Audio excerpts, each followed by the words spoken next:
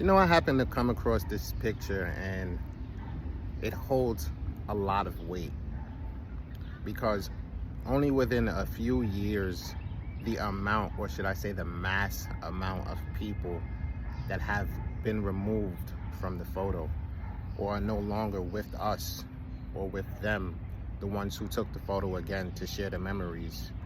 And it just makes me think we're being removed off of this earth so fast, so quickly, that we literally don't have the time for anything. No nonsense, grudges, back and forth. We only have the time to be loving each other. Excuse me, guys. We only have the time to be spending with each other and cherishing the moments that are everlasting. We only have the time where we have to control ourselves when we know we want to let go of our anger and we want to say something that we shouldn't be saying. But is it worth it? All in the end, is it really worth it? I just bumped into one of my friends recently, and man, when I tell you, we were able to have a great conversation, but it was so sad from the way that the conversation started. You know, he just happened to say to me, man, it's great to see you. I'm glad you're still here and you're still alive. It's so sad. It's not fair, the amount of people that we lose on a daily basis. If we're not losing them to each other's hands, we're losing them to the system. If we're not losing them to the system, we're losing them to another race who chooses, or a person of a race who chooses they don't care or they don't respect. What is going on with our world? Everyone is just so angry. Everyone is ready to do something out of anger, out of an action of emotion, instead of thinking logically. If we all start to think logically and be, on the same page, we could all come together.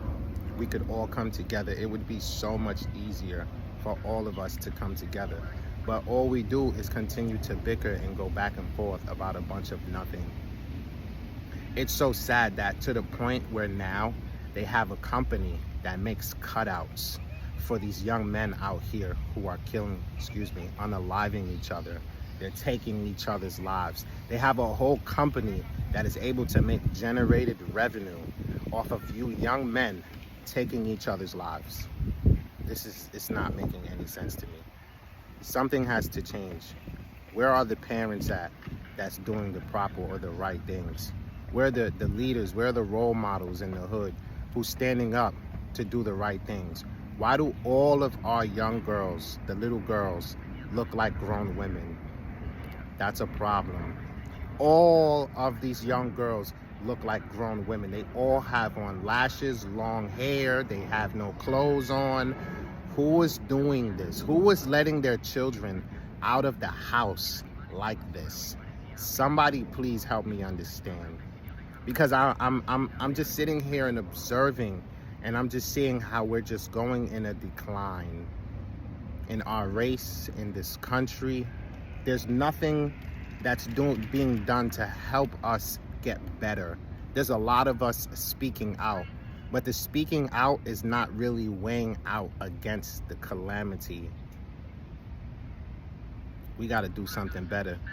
If we doing what we doing, we got to do it stronger. We got to come harder, because these people are not listening. Everybody's looking for their next fix, whether it may be a pipe, whether it may be a bag that somebody's purchasing, whether it may be clout that somebody's chasing, whether it may be sex that somebody's craving. Somebody is always looking for their next fix, especially in our neighborhoods and in our communities. All you people do is just buy stuff. Buy stuff, buy stuff, buy stuff. You guys have to be tired of buying stuff at this point. Are you guys not tired of buying stuff? Like, I am so sick of seeing you people just buy things, buy things, buy things. You guys do not know how to save your money. You do not know how to save your money. And then when you need it, you don't have it. It's so sad what's happening to our people. God bless you all.